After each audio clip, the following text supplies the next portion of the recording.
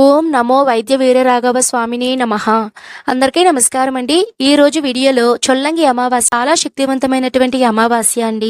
నార్మల్గా మనం అమావాస్య అంటే లక్ష్మీ అమ్మవారిని పూజిస్తామండి. అలానే చిన్నపిల్లలకు దిష్టి తీర్పుళ్ళు లేదా ఇంట్లో ఏదైనా నెగిటివ్ ఎనర్జీ ఉంటే చిన్న చిన్న పరిహారాలు చేయడము, ధూపం వేయడము, కలబంద పరిహారం అని, గుమ్మడికాయ పరిహారం అని, టెంకాయ, ఇలా మనం రకరకాల పరిహారాలు లాంటివి చేస్తూ ఉంటామండి. ఈ అమావాస్య రోజున మనం అలాంటి విధి విధానాలు కూడా మనం చేసుకోవచ్చండి. చాలా మంచి ఫలితం అనేది ఉంటుంది. అలానే ఈ చొల్లంగి అమావాస్య రోజున ప్రత్యేకంగా మనము వైద్య వీరరాఘవ స్వామిని అయితే మనం ఆరాధించాల్సి ఉంటుందండి. ఎందుకు అంత ప్రత్యేకత అంటే వైద్య వీరరాఘవ స్వామి విష్ణుమూర్తి యొక్క స్వరూపం అండి. విష్ణుమూర్తి అవతారమైనటువంటి వైద్య వీరరాఘవ స్వామి అవతరించిన రోజు ఈ చొల్లంగి అమావాస్య అండి. ఈ స్వామి వారి ఆలయాలు అనేటివి చాలా అరుదుగా ఉన్నట్లుగా మనకు ప్రాచుర్యంలో ఉందండి. మనకి తమిళనాడులో చెన్నైకి ఒక 60 కిలోమీటర్ల దూరంలో తిరువల్లూరు అనే ఒక ఊరిలో అయితే మనకి ఈ స్వామివారి ఆలయం అయితే ఉందండి. చాలా ప్రసిద్ధి చెందినటువంటి ఆలయం అండి. ఈ ఆలయంకి ఎవరైనా సరే వెళితే, ఎవరైనా దీర్ఘకాలిక వ్యాధులతో బాధపడుతున్న వాళ్ళు, అనారోగ్య సమస్యలతో బాధపడుతున్న వాళ్ళు స్వామివారి పుష్కరిణిలో బెల్లం అనేది వేసి నమస్కారం చేసుకుంటే పూర్తిగా ఆరోగ్యవంతులు అవుతారు అని ఒక నమ్మకం అండి. ఈ స్వామివారి ఆలయంలో హృత్తాపనాశిని అనే ఒక తీర్థం కూడా చాలా ప్రసిద్ధి చెందిందండి. స్వామివారి పుష్కరిణికి అలానే స్వామివారి టెంపుల్కి చాలా ప్రత్యేకత ఉందండి. ఈ రోజున స్వామివారికి పూజ చేస్తే చాలా మంచి ఫలితం అనేది ఉంటుందండి. చొల్లంగి అమావాస్య రోజున పూజ ఎవరైతే చేయాలి అని అనుకుంటున్నారో వాళ్ళు వేకువజామునే నిద్ర లేచి స్నానాది కార్యక్రమాలన్నీ పూర్తి చేసుకొని మీరు పూజ ఎక్కడ చేయాలి అని అనుకుంటున్నారో పూజా రూమ్లో కనుక ప్లేస్ ఉంటే అక్కడ చేసుకోవచ్చండి. లేదు అనుకున్న వాళ్ళు సపరేట్గా ఒక పీఠం అనేది ఏర్పాటు చేసుకొని పీఠం మీద ఒక వస్త్రం అనేది వేసుకొని స్వామివారి ఫోటో పెట్టుకొని పూజ అనేది చేసుకోవాలండి.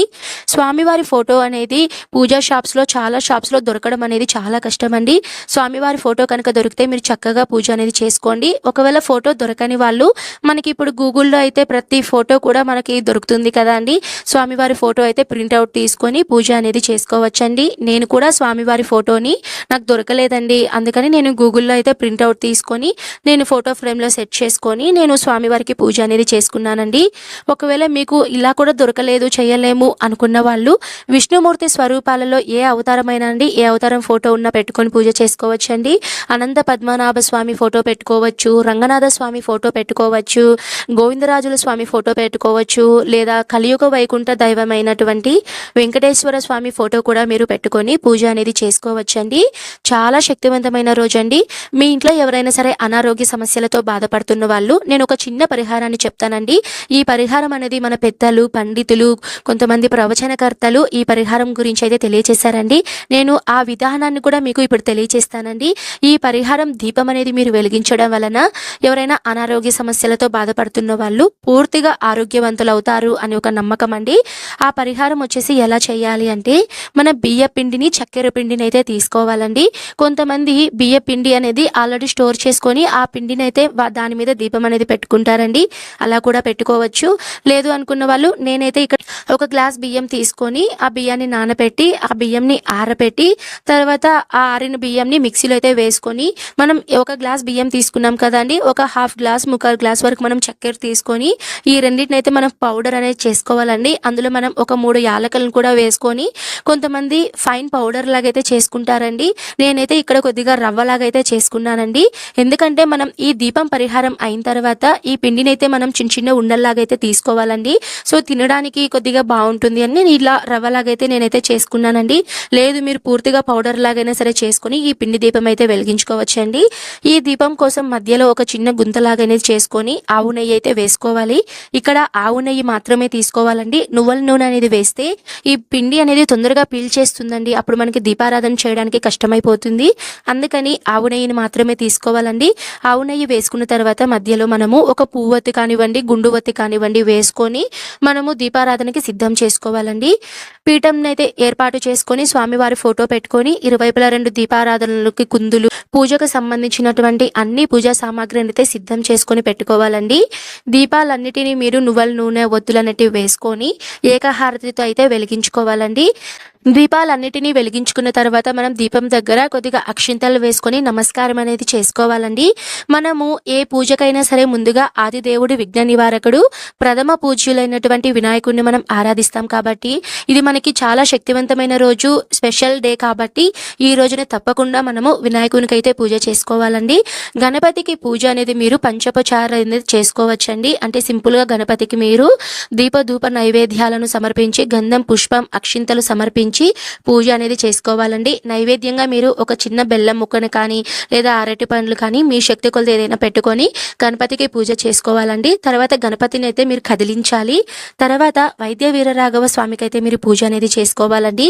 నేను చెప్పాను కదండి, ఈ చిన్న పిండి దీపం అనేది ఈ పరిహారం అనేది మీరు స్వామివారి ముందైతే పెట్టుకొని పూజ అనేది చేసుకుంటే చాలా మంచిదండి. ఈ రోజు పూజలో నేను మరొక విధానాన్ని కూడా తెలియజేస్తానండి. మీ దగ్గర కనుక మీరు చెయ్యాలి అని అనుకుంటే చేసుకోవచ్చు. ఎవరైనా సరే అనారోగ్య సమస్యలతో బాధపడుతున్న వాళ్ళు వారి కోసం ఒక వెండి కడియాన్ని అయితే స్వామివారి ముందు పెట్టుకొని పూజ అనేది చేసుకొని ఆ కడియాన్ని ఎవరైతే అనారోగ్య సమస్యలతో బాధపడుతున్నారో వాళ్ళ చేతికి ధరించి ఒక 3 రోజులు కానీ 5 రోజులు కానీ 9 రోజులు కానీ వాళ్ళ చేతికి అలానే ధరింపచేసి వాళ్ళు పూర్తిగా ఆరోగ్యవంతులు అయిన తర్వాత ఆ కడియాన్ని తిరువల్లూరులో స్వామివారి పుష్కరంలో కానీ ఉండిలో కానీ వేస్తాను అని అయితే మీరు అనుకోవాలండి. ఇది ఒక నమ్మకంగా వస్తుందండి. అక్కడ టెంపుల్స్లో కూడా ప్రతి ఒక్కరూ కూడా ఈ పరిహారాన్ని అయితే ప్రతి ఒక్కరూ చేస్తారండి.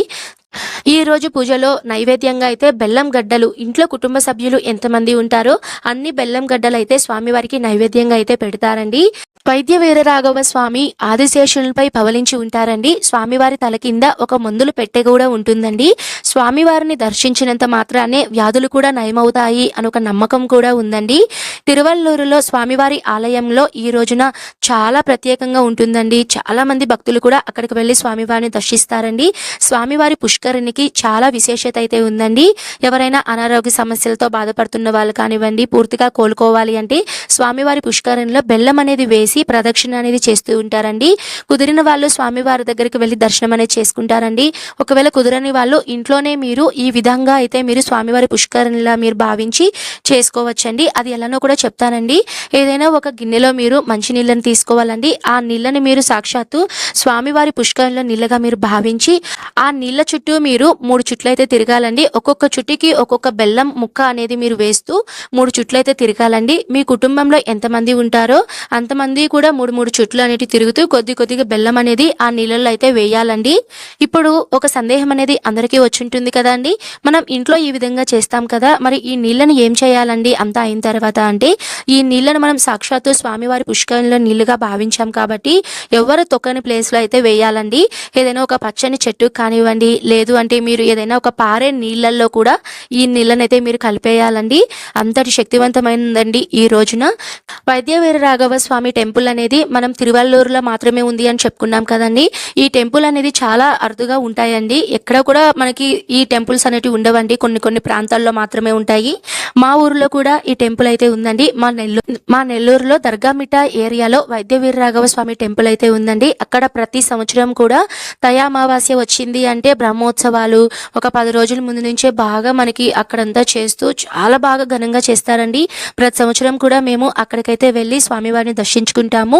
నెల్లూరు జిల్లాలో ఉండేటువంటి చాలా మంది అక్కడికి వెళ్ళి స్వామివారి దర్శనం అయితే చేసుకుంటూ ఉంటారండి.